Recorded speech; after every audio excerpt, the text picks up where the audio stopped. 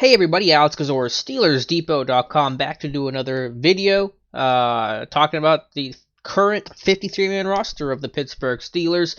Want to preface this, of course, by saying this roster is fluid. Still going to be plenty of roster moves left to be made. I tweeted it earlier that the 53 that's currently slated is not going to be the 53 headed to Cleveland here in about a week. Obviously, you have Le'Veon Bell, who's not technically counted for the roster right now because he's yet to sign his contract, yet to report. Nat Burhay, who was cut, is reported he's going to come back, I think, tomorrow.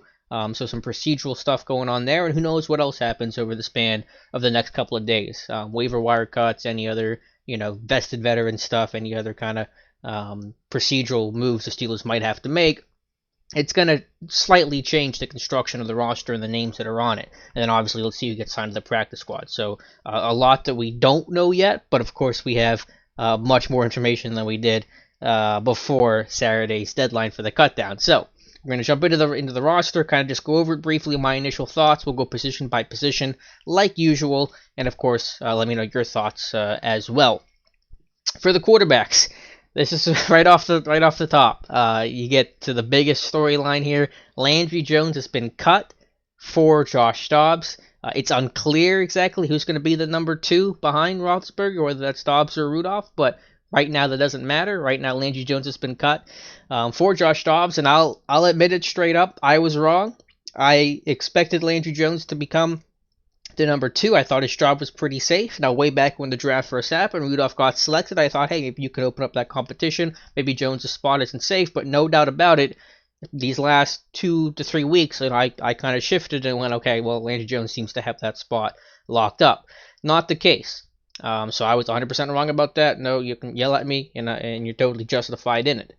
But, Josh Dobbs had a great game against Carolina, but I want to caution it's not just about that Panthers game, because that is one game over a large body of work. And although I've been relatively critical of Dobbs, and I've left him off my roster throughout most of these steps, I think on my original roster prediction way back when in the, before training camp, even was close to starting, it was back in probably May or June, I had Dobbs making the roster. I think I had Landry off of it, I believe. The talent with Dobbs has never been the issue. I mean, he's a guy that deserves to be on a 53-man roster. I've been consistent about that throughout this whole process. Whether that was going to be in Pittsburgh or somewhere else, I thought it was going to be somewhere else. Obviously not the case. And a guy that just needs to be a little bit more consistent. And then you might have some real talent in a better version of Landry Jones, a guy that can be a very competent and comfortable number 2 in this league. No doubt in my mind that Josh Dobbs is capable of that.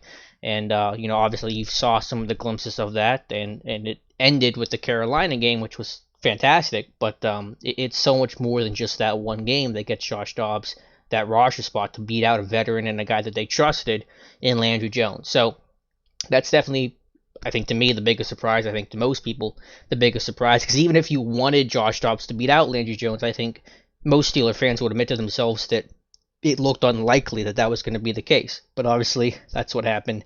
And, curious to find out who the number 2 is going to be. And I don't think it's going to flip throughout the season. I mean, you want to get guys reps. Number 3, you're not getting many reps. I mean, you want to have that kind of settled in. So, again, we'll see what happens. But Jason looking forward seemed to hint that Dobbs is going to be the 3 and Rudolph the 2, but it was kind of a vague tweet, and it didn't really specify that too intensely. So it remains to be seen what's going to happen there. But bottom line, Ben, Dobbs, Rudolph are the 3, and Landry Jones became the odd man out. Running back again, Le'Veon Bell not counting against the roster, so there's some potential for some moves to be made here, but the 3 that are counted against the roster that have made the cut, at least so far, James Conner, Jalen Samuels, Stephen Ridley. Ridley, of course, is going to be a little bit of a surprise there.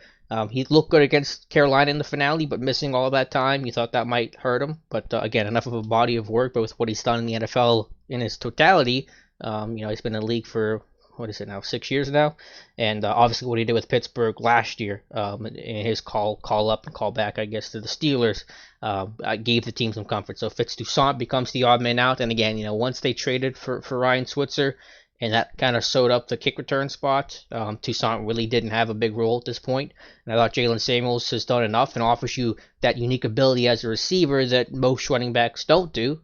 He's the second best receiver on this roster outside of Le'Veon Bell, that makes him worthy of being active and getting some play time, whether that's 3 to 5 plays in a game on game day. So again, we'll see what happens there. I mean, are they going to carry 4 when Bell comes back? We'll see. Maybe not. Who will be the odd man out? Is it going to be Ridley? Is it going to be Samuels? It's possible that either of them get cut, but I'm not going to make any predictions about that. We'll just see what happens. Fullback Rosie Nix, no debate there. Same with receiver, really not any debate after the Switzer trade. Justin Hunter, they've liked him a lot, and they've pretty much openly said that, and he had a good enough performance in game that gave the team confidence. Ben likes him, Tomlin loves him. The 757, Newport Beach kind of kid. So those are the 6 there, no question about that. Tight end again, no surprises yet. We're gonna get into this whole designated to return IR player. Might as well talk about it now. Nat Burhay has been released temporarily. One report, I can't remember the guy's name, Art Stapleton, I believe. I forget, I'm not even sure what his affiliation is, but he had reported that Burhay is going to circle back probably as soon as Sunday, so depending on when you're listening to this, either tomorrow or today, and there's going to be a player going to injured reserve that will be their intended designated to return player. You don't have to declare an IR to return player anymore, but that would be the plan. So is that going to be a tight end? Possible. Vance McDonald, Grimble are 2 candidates.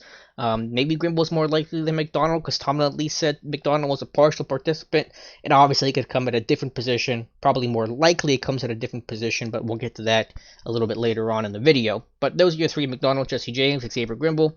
Not going to be any debate about that. It was just a matter of health, and if all 3 are good, then those are your 3, and that's that. The O-line, one fairly big surprise. Now, credit to Dave Bryan, he had called this one. I didn't think it was going to happen, but Zach Banner makes the roster as the 9th offensive lineman. I thought he played well in the preseason. I didn't think he played well enough to be on the 53, but obviously Mike Munchak's doing his thing. They like the size. They like the performance. They like the shape the Banner's in, and he's going to make it as number 9. Now, that possibly could change if they bring in somebody, outside the organization. And that could get Banner back off the roster, but we'll see what happens. I don't want to assume anything, but Banner's played well, no question about that. You have Mike Munchak teaching him, so credit to him coming in August 12th. He came in barely more than 2 weeks ago, and he's making the team. And hey, that's awesome for him.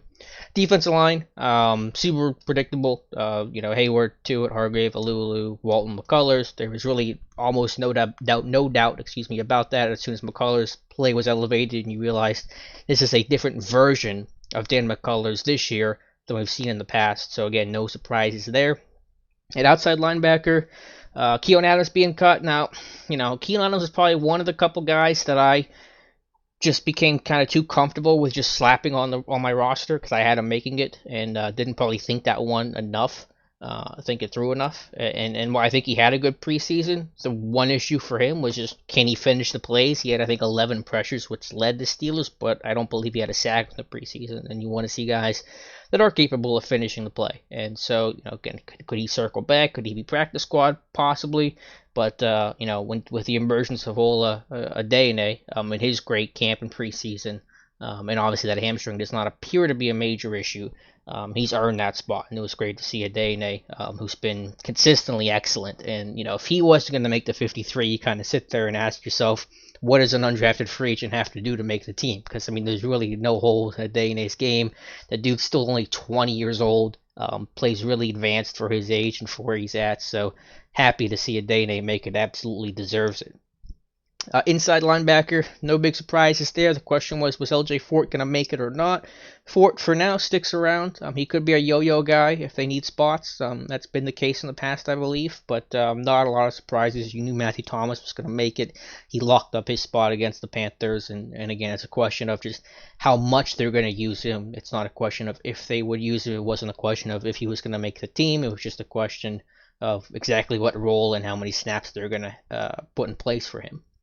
Cornerback Brian Allen, and I had, and this is gonna sound like a cop out because it is, but I had kind of a sinking feeling that Brian Allen was maybe going to be on the outs because he did not take the jump from year 1 to year 2 that you expected. I've talked about that, throughout the preseason. I didn't think it was a terrible camp, but it wasn't what you expected. And even that Carolina game, the first half was great, but the second half he kind of he played pretty poorly. So they're I don't know if you want to call it giving up on Brian Allen. I mean, he could come back to the practice squad, but I think oftentimes in those situations for guys that have made the team in the past, generally they don't get re-signed to the practice squad like that. You're just kind of washing your hands of them, and then you're done, and you're just like I said, giving up on them. So disappointed with Brian Allen. I thought even with the struggles defensively, you had a quality special teamer, you had a size and a speed kind of guy that would be a great gunner and a great cover guy, but the team obviously felt differently. There are plenty of special teams options available for them. So yeah, disappointing with Brian Allen, but still a worthwhile pick. When the team took him in 2017 as a project guy, and if it doesn't work out, it doesn't work out. But the tools were there, it just hasn't and didn't really work out. Safety gets really interesting. Again, to go back to corner real quick, we're talking about IR to return guys. The two seemingly most likely candidates to return, be on IR to return, are Mike Hilton and Morgan Burnett. Burnett kind of feels a little more likely right now because they are so heavy at safety. There are, 5 safeties right now, plus you're assuming that Burhay's coming back, so that gives you 6. Obviously, they're not going to be carrying 6 into Cleveland. But that could be cutting one guy and maybe Burnett goes to IR, or just putting Burnett on IR and give you 5 in total. Sorry, there's a fire whistle behind me, unfortunately. But so kind of sounding the alarm to go off of that with Burnett and Hilton is that someone's going to be out here for the first half of the season, and it's hard to say. Hilton with I think it was a knee injury. Burnett, I'm not even sure what's going on with Morgan Burnett, but obviously stay tuned there. So like I said, talking about roster construction, it's going to shift for sure in these next 24 to 48 hours. What you know right now, I'm doing this Saturday at 7:30. It's not going to be the way it looks 24 hours, 48 hours, from now, and then, getting into Cleveland. So, definitely potential for Burnett or Hilton to be the IR to return guys. I think Burnett's more likely, but we'll see what happens. As of right now, Marcus Allen and Jordan Dangerfield make the team. Allen had a good showing against Carolina that kind of proved that he hadn't fallen behind so much. And Dangerfield, I think, had a solid overall camp, had a really strong end to training camp, and I think played well in the preseason, and again can be that special teams demon. And I think Allen's kind of in a similar boat, but again, there could be some roster shakeups there. To round things out, the specialists, Chris Boswell, no surprise there. Cameron Kennedy, the long snapper, no surprise there. I know there was some debate about Matt Wild versus Jordan Berry. Like I said, I never really bought into it. I think Wild did a nice job. I think he's got a big leg. The kicker punter, versatility is interesting, but I think there's too much, again, body of work for Jordan Berry. I think directional punting is a higher priority in Pittsburgh than having a huge leg. Wild has, and Berry has a good leg himself, and so that's where the Steelers are at for now. Just want to round out kind of a couple of the other procedure moves. A little disappointing with the wide receiver situation. Marcus Tucker and DeJuan Patterson getting waived injured. Tucker had the ankle, Patterson with turf toe. Those guys will, once they clear waivers, which they will, they'll go to injured reserve. Very likely for, either one or both of those guys, they will be released in a couple weeks with an injury settlement, and then potential for those guys to come back to the practice squad. So injury settlements, you'll get paid for whatever the expected time that you're going to be out for. So let's assume that the injury doctor says you're going to be out a month, so you get released for that time, and then tack on plus 3 weeks, and then the team can sign you back. So if it is a month, the team can bring you back after 7 weeks and be able to re-sign you. That's what happened with Jordan Dangerfield last year. He got hurt, he got released at cutdowns, and then came back, I think, in early October, I believe it was. So potential for both of those guys to circle back, but obviously a sour note for both those guys to get hurt at the end of the year. Malik Golden, waived injured, severe knee injury, so no surprise there. Joseph Cheek, Keith Kelsey, same thing. Cheek, I forget what his injury is. Keith Kelsey, I think, had a torn pec. So those guys could be injured reserve, and again, they could either stay there the entire year or be released with an injury settlement. And to round things out, Eli Rogers has been placed on reserve pup, so he's guaranteed to miss the first 6 weeks. No one was surprised about that, kind of writing on the wall there, especially after the Switzer deal.